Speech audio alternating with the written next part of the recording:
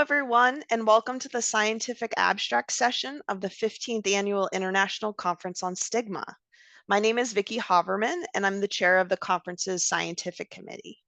We'll begin this afternoon by announcing the scientific abstract award winners. Afterwards, we'll hear brief oral presentations from the Best Scientific Abstract Award winner and the second place Scientific Abstract Award winner. So let's get started. The 13 posters presented on the conference portal were selected through a multi-round evaluation process by the scientific committee. From the fantastic research selected for this year's conference, the committee gave 3 awards. The third place Scientific Abstract Award goes to Mr. Francis Bioke for his research entitled Nurse-Led Mobile App-Based Symptom Monitoring for HIV-Positive MSM in Ghana, Client-Centered Community Care Coordination, C5. The second place Scientific Abstract Award goes to Dr. Luckstead, Mr. Jesse Fletcher, Ms. Alina Agopina, Ms. Rebecca Walsh, and Ms. Paula Brooks for their research entitled Developing an Intervention to Reduce Internalized Stigma Among People Living with HIV and Using Substances. Lastly, the Best Scientific Abstract Award goes to Ms. Ekpereka Sandra Nalfal for her research entitled HIV-related stigma dimensions, antiretroviral therapy adherence, and the mediating role of anxiety. Congratulations to all of our award winners. You'll receive your prize either in person on Thursday, November 21st, or in the mail after the conference. So now we're going to transition to the oral presentations, first by the Best Scientific Abstract, and then the second place Scientific Abstract Award winners. So I'm really excited to introduce the Best Scientific Abstract Award winner, Ms. Ekpereka Sandra Nalfal. Ms. Nalfal is a doctoral candidate in the Department of Epidemiology at Florida International University. She works as a graduate research assistant on NIH-funded studies assessing the role of women-centered and patient-centered HIV care and mitigating the effects of adverse psychosocial factors on HIV care outcomes. Ms. Nalfal holds a medical degree from the University of Benin, Nigeria, and a master's degree in public health from Southern Connecticut State University. She worked as a clinician in Nigeria for over 5 years, providing healthcare services in both rural and urban communities, as well as promoting health awareness on preventative diseases. She also serves as the lead on an HIV/AIDS program focused on providing access and comprehensive HIV care to underserved populations. After completing her MPH, Ms. Nalfal worked as a research assistant on the intergenerational blood pressure study at Yale University School of Nursing. Please give a warm welcome to Ms. Ekpereka Sandra Nalfal. Thank you. Yeah, thank you so much for that introduction. I hope I can share my screen. Yeah.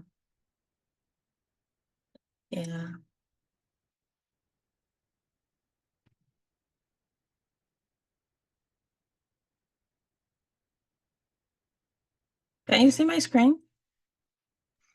Yes.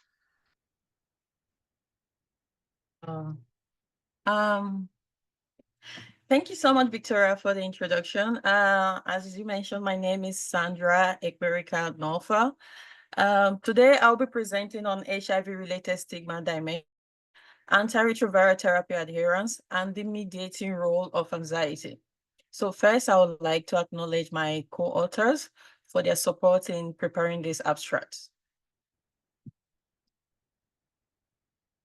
So background, first I would like to say that HIV-related stigma, as we know, is still a significant threat to the overall well-being of people with HIV. And studies have shown that stigma is associated with low retention in care and adherence to antiretroviral therapy. So according to the theoretical framework designed by Terran, it proposed a potential mechanism by which this stigma can negatively impact the health of people with HIV. So one mechanism that was proposed in this framework was the mental health distress, such as anxiety. And women with HIV have been reported to have a higher rate of anxiety symptoms compared to the general population of people with HIV, as well as women without HIV. And also, previous studies have shown that women with HIV experience higher HIV-related stigma than men, and women, especially the racial and ethnic minority women, are more likely to adhere to their treatment and less likely to be virally suppressed. So understanding how stigma affects the HIV-related outcome of people with HIV is critical in developing effective stigma reduction intervention and or strengthening existing interventions. So for our study, we wanted to quantitatively examine the mediating role of anxiety on the association between HIV-related stigma dimensions and antiretroviral adherence among racial and ethnic minority women with HIV.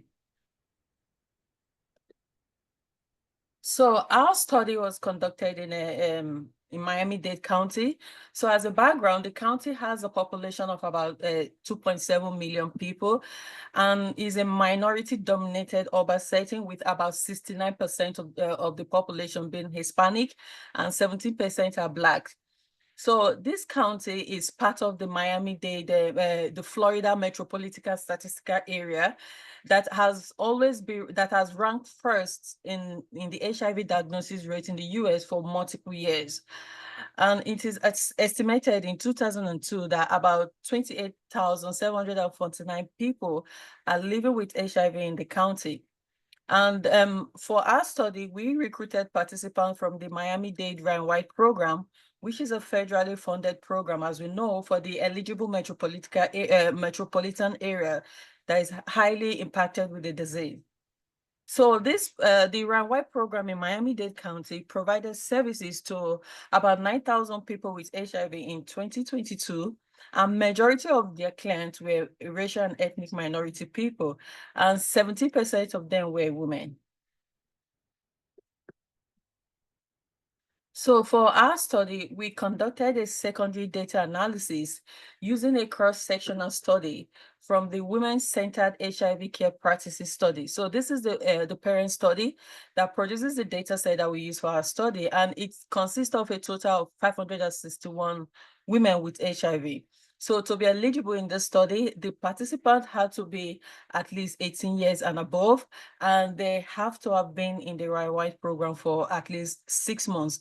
And also the participants should be able to speak either English, Spanish, or Creole. So for this study, we included a subsample of 538 racial and ethnic minority women with HIV. So the survey for this study was administered by telephone from June 2021 to March 2022. And the participants were interviewed in their preferred language. So they can either be interviewed in English, the Asian Creole, or Spanish. So for the mediation analysis, we conducted a structural equation modeling in the arrow package. And this model allows us to examine our variable as a latent construct. And it also accounts for the measurement errors for the items that were used to measure the latent construct. Sorry. So the key variable of interest for this study was the HIV-related stigma subscale, and that was measured using a 12-item validated version of the HIV stigma scale. For this subscale, we included them as a latent construct in our analysis. So for the mediator variable, which is our anxiety symptoms, that was assessed using this generalized anxiety disorder 7-item scale. So for the endogenous variable, the outcome variable, which is our ART adherence variable, that was measured using the Wilson validated 3-item self-reported scale. So the scores for this case were linearly transformed into a score that was ranging from 0 to 100. Then afterwards, we actually categorized the score using into two using the 95% cutoff. So for participants that have a score of 95% and above, they were considered as being adherent to their treatment.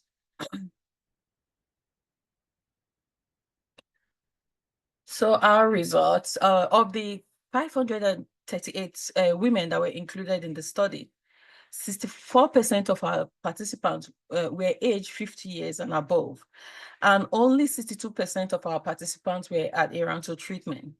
So we're looking at the total anxiety score that ranged from 0 to 21. The mean score for our sample was 3.74. So for the distribution of the race and ethnicity among our study participants, 36% of our participants identified as African American. That was excluding Asian and non-Hispanic. Why 34% of our participants identified as Hispanic of any race, and 29% of them identified as Asian. So for the HIV-related stigma subscale, the scores range from 3 to 15, and anticipated stigma was highly endorsed among our participants with a mean score of 11.27. And the mean score for innate stigma and internalized stigma were relatively the same with a score of approximately 7.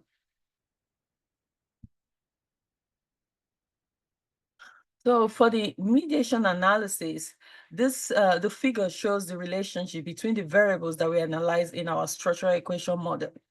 So in this model, we simultaneously estimated the coefficient for all the variables together while we adjusted for age. So the final model fit indices, which include the comparative fit index, the Tucker-Lewis index, and the root mean square error of approximation, suggested that our model fits the data well. So our analysis, our findings show that among the 3 subscale that was analyzed in the study, only internalized stigma had a significant indirect effect on ART adherence through the anxiety symptoms. So what this means is that internalized stigma was associated with a decrease in their in their adherence to treatment through the impact of the anxiety symptoms. So if we can go further and explain using looking at the regression path, we can say that an increase in the internalized stigma, so an increase in internalized stigma lead to an increase in the anxiety symptoms, and this in turn results to a decrease in their antiretroviral adherence.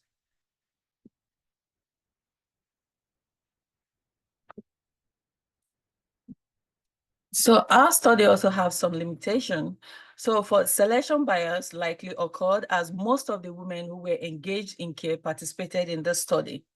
So we also feel that there's social desirability bias with some of the women potentially underreporting or overreporting their behaviors or their stigma experiences or their anxiety symptoms. So as I mentioned earlier, these women, the women in our study are engaged in care and they are medically case managed. So they may have received more support than those who are not in care. And this could have impacted the finding as well as the generalizability of our study. So due to the cross-sectional design of our study, we could not establish causality. So we cannot draw a conclusion regarding the direction of the relationship between stigma, anxiety, and the participant health outcome, because these variables were measured at the same time. So in conclusion, from our study, we suggest that intervention that is focused on addressing the mental health challenges among racial and ethnic minority women could be beneficial in preventing the adverse effects of HIV-related stigma, particularly internalized stigma that was found in our study to be associated with adherence to ART. So also we're saying that intervention should include adaptive coping strategies that will empower these women to navigate the negative psychological impact of their HIV-related stigma. So we also recommend that healthcare providers need to continue to promote and encourage the utilization of the mental health services that is actually provided for these women in the Right White program, especially for those that are experiencing HIV-related stigma. So this study was funded by the National Institute of Minority Health and the Health Disparity. So as a disclaimer, the content is solely the responsibility of the authors and does not necessarily represent the official view of the National Institute of Health or the National Institute of Minority Health and Health Disparity. So we also like to acknowledge the behavioral science research staff and the providers of the Ryan program in Miami-Dade County for their involvement in the recruitment and the data collection process. So also we want to acknowledge the client of the Ryan program that participated in the study. So that is it. Thank you. Thank you so much, Ms. Naufal. That was fantastic. Now it's my pleasure to introduce the second place abstract award winner, Dr. Alicia Luxted, Mr. Jesse Fletcher, Ms. Alina Agopian, Ms. Rebecca Walsh, and Ms. Paula Brooks. So to start, Dr. Luxted is a clinical community research psychologist at the University of Maryland School of Medicine and co-chair of the WCYT Internalized Stigma Interest Group. Her work focuses on intervention creation and testing to improve individuals' experience of public mental health services, self-help resources, and reduce the harm of health-related stigmatization. Mr. Jesse Fletcher is a research scientist at Friends Research Institute Incorporated, who works in the field of infectious disease prevention and addiction medicine. His primary focus has been on reducing health disparities among sexual and gender minority populations. Ms. Alina Agopian is a research assistant at Friends Research Institute and a master's student in addiction science at the University of Southern California. Her research interests include understanding how cultural differences influence patterns of addiction. Ms. Agopian hopes to contribute to the field of addiction science by developing culturally informed clinical interventions. Ms. Rebecca Welsh is a clinical research assistant at the University of Maryland School of Medicine and a graduate student at the University of Maryland School of Social Work. Her work includes assisting with intervention development for health-related stigma and assessing the daily experiences of individuals with psychotic disorders. And lastly, Ms. Paula Brooks is an interventionist who interviews and engages IRIS study participants. The goal of her work is to support them in their quest to improve their health and wellness as it relates to overcoming stigma and enrolling in healthcare services pertaining to HIV and substance use treatment that will help participants achieve a better quality of life. Unfortunately, Dr. Luxted and her colleagues were unable to join us today, but they have graciously provided us with a recording of their presentation. Therefore, without further ado, let's listen to their recorded presentation.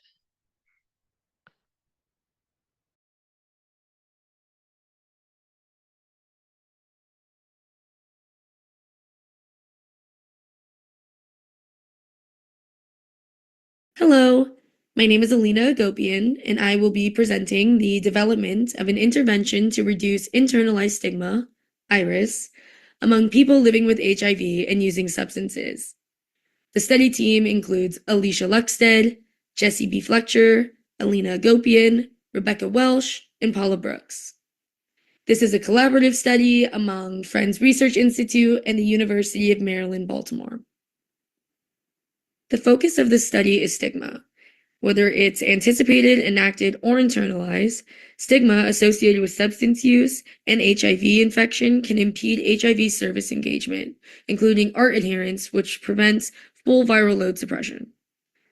Thus, our team is producing an intervention to reduce internalized stigma and negate the negative impacts on health among people living with HIV and using substances. In our already concluded first year, our team conducted 29 formative interviews with service delivery, key informants, and people living with HIV and using substances. We then used the insights from these interviews to create an initial version of the IRIS intervention, version 1.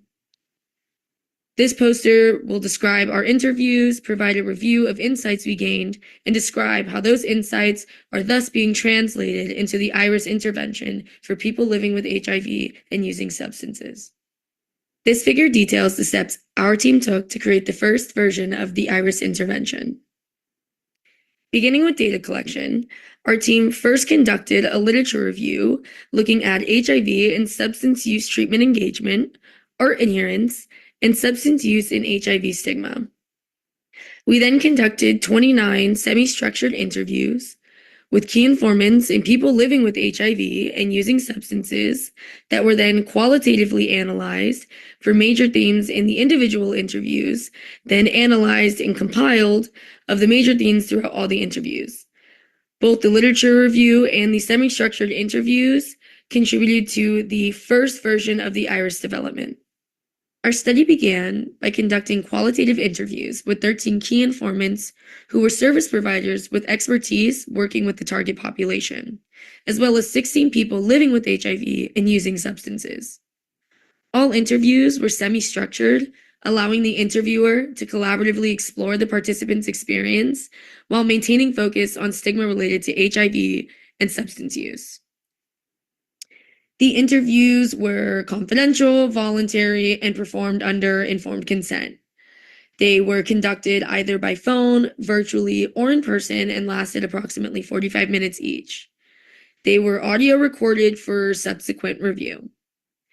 The semi-structured interview topics focused on the interviewee's perspectives on internalized, anticipated, or experienced stigma, knowledge of strategies to navigate stigma or resilience, particularly related to healthcare utilization, as well as suggestions for optimizing an anti-stigma intervention structure and delivery. The interviewees were provided $40 for their time. Some sample questions we asked our key informants included, what other types of stigmatizing experiences do clients living with HIV and using substances commonly have? In your experience, what would be most important for us to build the organization, structure, or delivery of IRIS? And some sample questions for the focal population included, what helps you resist or reduce the negative effects of stereotypes, prejudice, discrimination, or other stigma-related experiences? What have you noticed helps you or others resist or reduce internalized stigma? What about resisting or reducing anticipated stigma? The figure below showcases qualitative findings used to develop the IRIS intervention. It highlights major themes identified among interview populations and the overlap between them. Among the focal population, common themes we identified included cognitive reframing away from feelings of shame or guilt and towards agency and self-empowerment, the idea that having to create a public persona to avoid stigma can be unsustainable and difficult to manage. Avoidance behaviors intensify negative emotions, substance use, and related challenges over time, and that self-advocacy can be helpful and empowering. Perspectives from key informants showed us that generational effects mean people of different ages perceive HIV and substance use stigma very differently, that resilience is essential and may need to be fostered, taught, and encouraged, that early intervention is absolutely crucial to prevent internalization of stigma, that the hierarchy of stigma, including downward comparisons, are not helpful, and that boosting confidence and a sense of agency can promote resilience. Common themes from both the focal population and key informants included guilt and self-blame being prevalent emotions among this population, that support and non-stigmatizing messaging campaigns are helpful, peer support is critical, healthcare contexts are unnecessarily stigmatizing, anticipated and internalized stigma leads to trust issues, isolation, and ultimately reduced healthcare engagement. Intersecting factors such as sexual orientation, gender, race/ethnicity, and even religious background have dramatic impacts on stigma and their effects. Our team is currently finishing up the initial version of the IRIS intervention. It currently includes 5 sessions that are about 45 minutes long and will be conducted over about an 8-week period. Pilot testing is going to be conducted with about 12 participants who will undergo the IRIS intervention version 1, and this will take place during the first quarter of 2025 in partnership with a large network of addiction treatment sites in Los Angeles County. And then revisions will be made to IRIS version 1 based on the pilot results, including feedback from pilot participants and the study staff. Then a full study or a full test of the IRIS intervention will take place in the beginning of spring 2025 with a population of 70 participants. This research was funded by NIDA grant R34DA 055532. The study team would like to thank the interview participants and Dr. Amy Knowlton for their contributions to this research.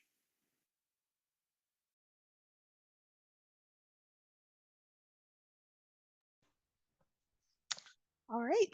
I just want to grant a big thank you to Dr. Luckstead, Mr. Fletcher, Ms. Agopian, Ms. Walsh, and Ms. Brooks for their recorded presentation today.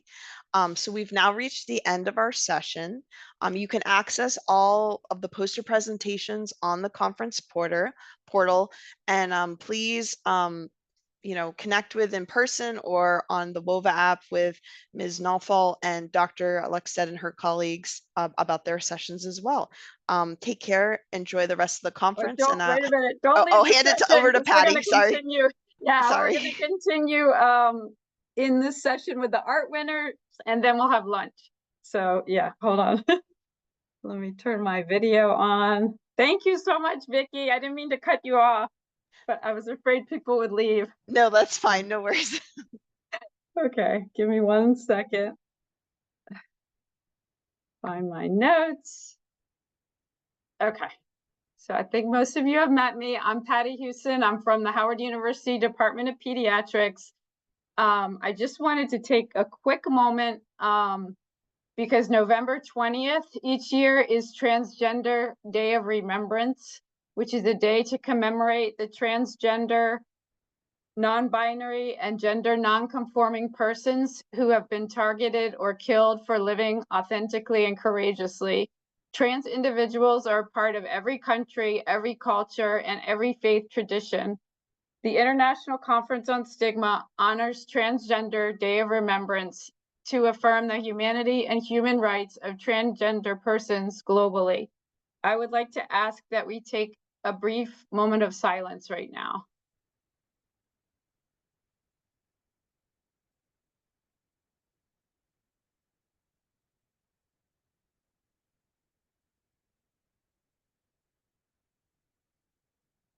Thank you. At this time, I'm going to be announcing the winners of this year's art contest. This year's art contest submissions span many art forms, including drawings, poetry, paintings, collages, poetry, short stories, music, and videos.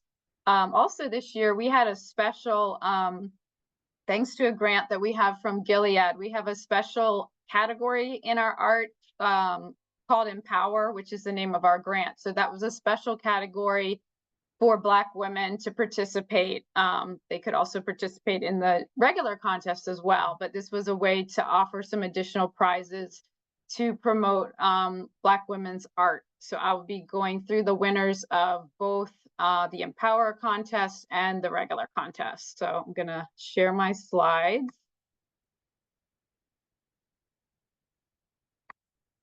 Hopefully.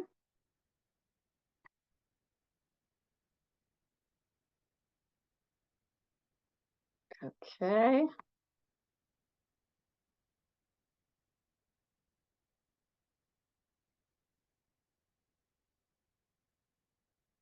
Minimize this so I can see. Okay, so here's our slides. So this is in the Empower portion of the contest. Interestingly, we had great representation internationally in our Empower contest, and a lot of our winners were actually not from the US. So this one is The Monster Is Me. This was a spoken word piece. So this is going to be played actually right now during our lunchtime today, and we'll be replaying it at our lunchtime tomorrow. So this is Karubo Baranga from Kenya for our third prize in the Empower contest. Then the second prize was Kajumba McQuillan from Uganda. So this is a poem, Whispered Shadows. So this is, I think it's posted on our website. If it's not, I will be posting it. I also have a printout that we're going to have displayed in our lunchroom tomorrow at the conference. First prize was this recording of the song You Say by Lauren Daigle, and this was done by Gracie KJ Bayasima from Uganda.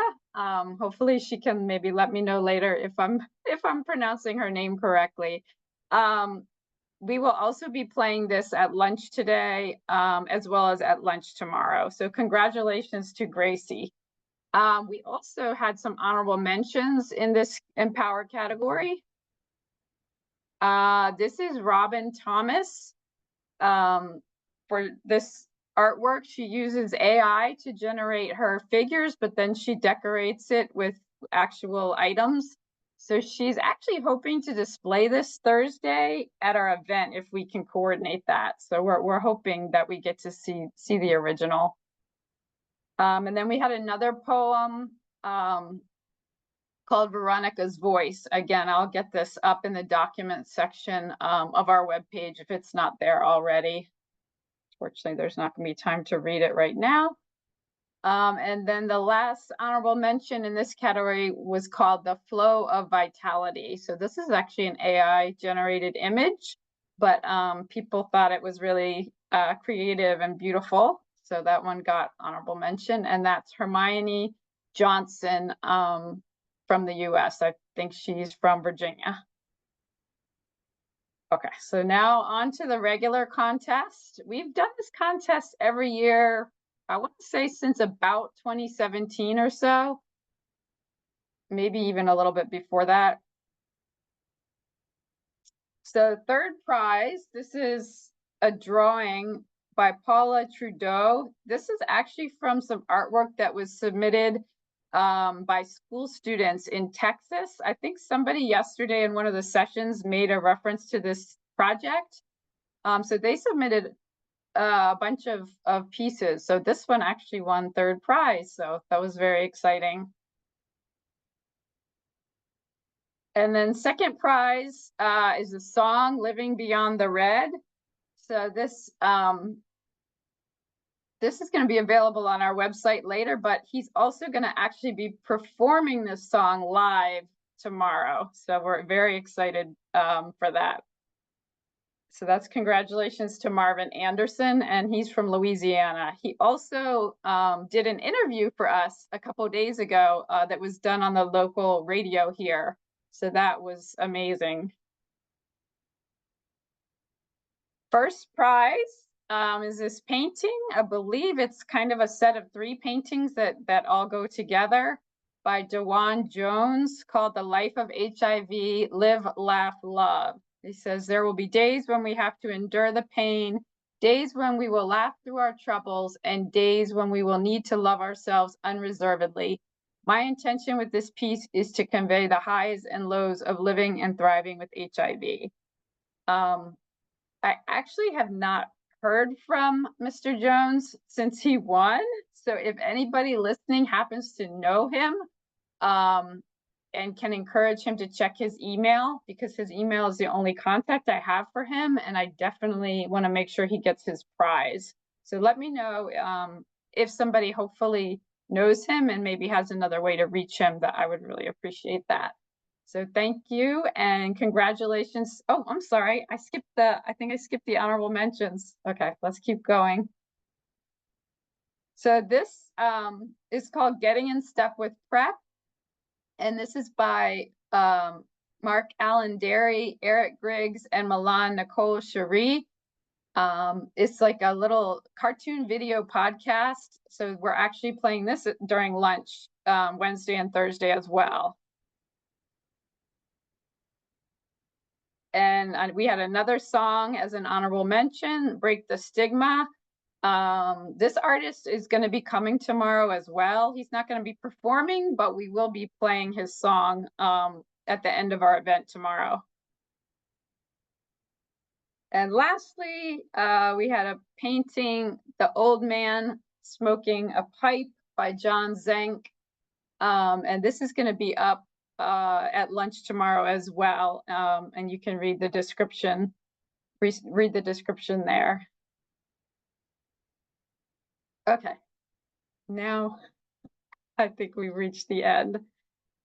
Okay, I think we are all set. Let me check my notes, but I think we're ready to do our next raffle. I didn't forget anything. Oh yeah, actually, wait, I have a few more announcements. All right, so just to let you know, this afternoon we'll have 2 sessions of workshops. In each session, you'll have a choice between 2 workshops, so please review the options in advance in the agenda so you know where you're headed. The sessions will be recorded so you can watch the other session later. The main content today goes till 4:30, but then we do have a bonus session this evening, kind of like we did last night. It won't run as late, however. This evening's bonus session is from 4:30 to 6, and that's supporting the mental health needs of the community. So we know this makes for a long day, but I think if you talk to anyone who came back last night, they were pretty glad that they did. So hopefully we'll see you again tonight. And always also remember to check our community board because there could be extra meetup sessions on there. I believe there are some tonight.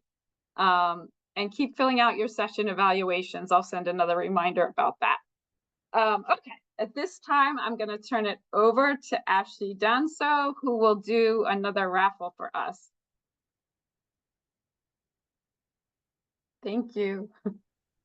Hi everyone, my name is Ashley Danso and I'm a junior at Howard University and I work in the Howard University Hospital Department of Pediatrics. And now it's time to do our next raffle. And this is going to be for a $50 Visa gift card. So our winner will be Chastity Petty Carter. And yeah, we'll reach out to these winners on the virtual raffles. We'll reach out to you by email, if not this week, next week, and figure out how we can get you your gift card, most likely in the mail, unless you happen to be local. So, all right, thank you everyone. So we're going into lunch. There's a little bit of a break now, and then we do have a presentation at 1:15, I believe, a poster presentation. So just check the schedule for that and enjoy a little bit of a break. And we'll see you back in our sessions at 1:30. All right, thank you.